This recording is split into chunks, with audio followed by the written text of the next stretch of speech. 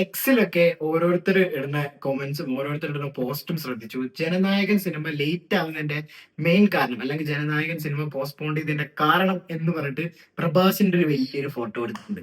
Yes, Raja സാബ് ഇറങ്ങുന്നത് കൊണ്ട് അത് പേടിച്ചിട്ട് ജനനായകൻ മാറ്റി എന്ന് പറഞ്ഞ ടീംസിനോട് നിങ്ങൾ ഈ സിനിമ പോയി എന്തായാലും കാണണം. കാരണം ആ ലെവൽ പരിപാടിയാണ് ഈ സിനിമയിലുള്ളത്. കാരണം എനിക്കിത് എങ്ങനെ പറയണമെന്ന് അറിയില്ല. ഇതിന്റെ ട്രെയിലർ കണ്ടു, ടീസർ തെറ്റ് എന്റെ ഭാഗത്താ, എന്റെ മാത്രം. കാരണം ടീസർ ട്രെയിലർ കാണുമ്പോൾ തന്നെ നമുക്കറിയാം ഇത് ഒരു വേറെ ലെവലാണ്. പിന്നെ വേറെ സിനിമകളില്ല, ജനനായകൻ നാളെ റിലീസ് മാറ്റി ആകെയുള്ള പരാശക്തിയാണ്. അപ്പോ okay, Rajasaab premiere show okay അല്ലേ, പ്രീമിയർ ഷോ ഒന്ന് കാണാമെന്ന് വിചാരിച്ചു. കുറെ ഒരു പ്രീമിയർ ഷോ കണ്ടിട്ട് ആ ഒരു ലെവലിൽ ഞാൻ പോയി സിനിമ ഇങ്ങനെ കാണാൻ തുടങ്ങി. പ്രഭാസ് വരുന്നു, ഒരു ടിപ്പിക്കൽ തെലുങ്ക് പടം, എന്തൊക്കെയോ പറക്കും തിരക്കി ആ പരിപാടിയൊക്കെ തന്നെ.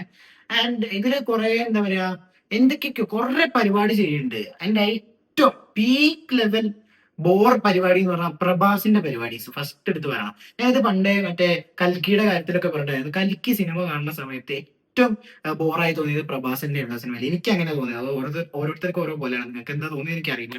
എന്തായാലും കമന്റ് ബോക്സിൽ ഷെയർ ചെയ്യാം. ആൻഡ് ഈ സിനിമയെ കുറിച്ച് പറയാൻ നോക്കുക, അതൊക്കെ മാറ്റിയേക്കാം. ഇതിലേക്ക് വരുമ്പം എന്താണ് പ്രഭാസ് ശരിക്കും ഇതിൽ ഇങ്ങനെ ആലോചിക്കുക, വലിയ സ്ക്രീനിൽ ഇങ്ങനെ കാണുമ്പോൾ ഈ ഒരു ഫാസ്റ്റിൽ നടക്കുന്ന ഒരു സീക്വൻസോ അല്ലെങ്കിൽ ഡാൻസോ വരുമ്പോ പ്രഭാസിന്റെ ബാക്കിൽ ഉണ്ടല്ലോ, തലയുടെ ബാക്കിൽ എന്തോ ഒരു എററുള്ള പോലെ.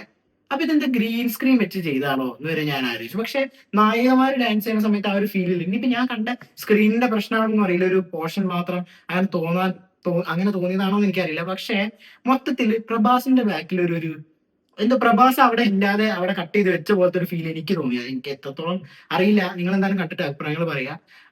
അപ്പോ പ്രഭാസിന്റെ അഭിനയം എന്നൊന്നും പറയാനില്ല. പ്രഭാസ് ആ ലെവൽ പരിപാടിയൊന്നും ഇല്ല അതില്, അഭിനയിക്കാനൊന്നും ഇല്ല ഇതില്. ആൻഡ് ഇതിലൊരു ഇവന്റെ ഒരു ഗ്രാൻഡ് മദർ ഉണ്ട്. ആൻഡ് അവര് തമ്മിലുള്ള റിലേഷൻഷിപ്പ് കാണിക്കാൻ വേണ്ടിയിട്ട് കുറെ സീൻ ഉണ്ട്. അതൊക്കെ ഉണ്ടല്ലോ പീക്ക് ലെവൽ, എന്താ പറയാ, അപരാധം എന്ന് തന്നെ പറയാം. കാരണം അതൊക്കെ കണ്ടിരിക്കുമ്പോ തന്നെ നമ്മൾ ഇങ്ങനെ ആയിപ്പോകും. കാരണം അത്രയും ബോറടിപ്പിക്കുക.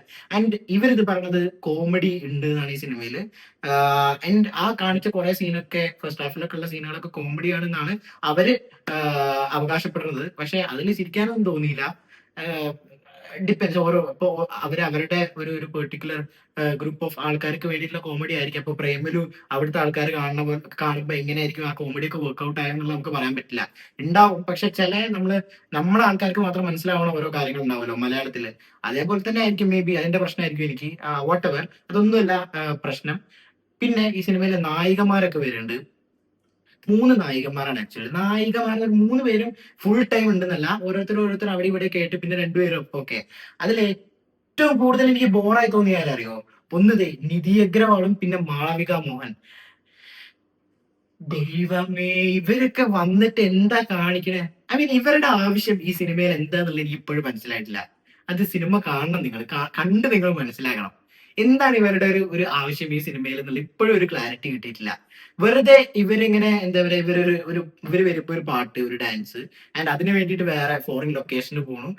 പ്രഭാസ് അവിടെ പ്രഭാസിനെ പറഞ്ഞില്ലേ, എന്തൊരു പരിപാടിനെങ്കിലും എന്ത് കോമാളിത്തരം പ്രഭാസ് അടിപൊളിയായിട്ട് വെട്ടിപ്പടി ചെയ്യും. അല്ലെ ഇതിനെക്കാളും ബ്യൂട്ടിഫുൾ ആയിരുന്നു മറ്റേ രാധേശ്യാം എന്നാണ് എന്റെ ഒരു അഭിപ്രായം.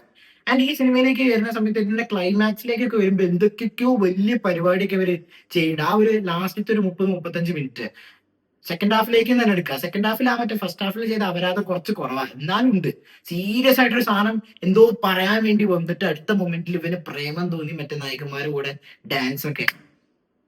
ഞാൻ ഇങ്ങനെ ആലോചിക്കരുത്, പാൻ ഇന്ത്യൻ സ്റ്റാർ അല്ലെങ്കിൽ ഗ്ലോബൽ സ്റ്റാർ എന്നൊക്കെ പറഞ്ഞിട്ടുള്ള പ്രഭാസ് ഇമ്മാരി പരിപാടി കാണിക്കണ വലിയ അതിശയം ഒന്നും പറയാനുണ്ടായിരുന്നില്ല. എന്നാലും ഞാൻ വിചാരിച്ചു കുറച്ച് സിനിമ കഴിയുമ്പോഴേക്കും പിന്നെയും ഒരു ഇതിലേക്ക് വരും എന്നുള്ള.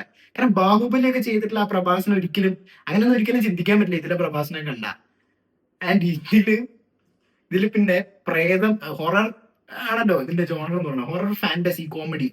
അപ്പൊ ഹൊററിനെക്കാളും കൂടുതൽ നമുക്ക് ഫാന്റസി കോമഡി എന്ന് അവർ അവകാശപ്പെടുന്നതുകൊണ്ട് നമുക്ക് അങ്ങനെ തന്നെ വിളിക്കാം, ഫാന്റസി കോമഡി. ഹൊറർ ആയിട്ടുള്ള ഫീൽ ഒന്നും എനിക്ക് തോന്നിയില്ല. ഹൊറർ എന്ന് പറയുമ്പോൾ ഇന്റൻസ് ആയിട്ട് എന്തെങ്കിലും ഉണ്ടാവില്ല അതിൽ, വലിയ അങ്ങനത്തെ പരിപാടിയൊന്നും ഇല്ല. ജസ്റ്റ് എന്തൊക്കെയൊക്കെയോ രൂപങ്ങളൊക്കെ വന്നിട്ട് എന്തൊക്കെയൊക്കെയോ കാണിക്കുന്നു, ആർക്കും മനസ്സിലാവണില്ല. മൊത്തം തിയേറ്റർ തന്നെ ആകെ ഒരു മൂടില്ലാതെ ഇങ്ങനെ ഇരുന്ന് കാണുകയായിരുന്നു.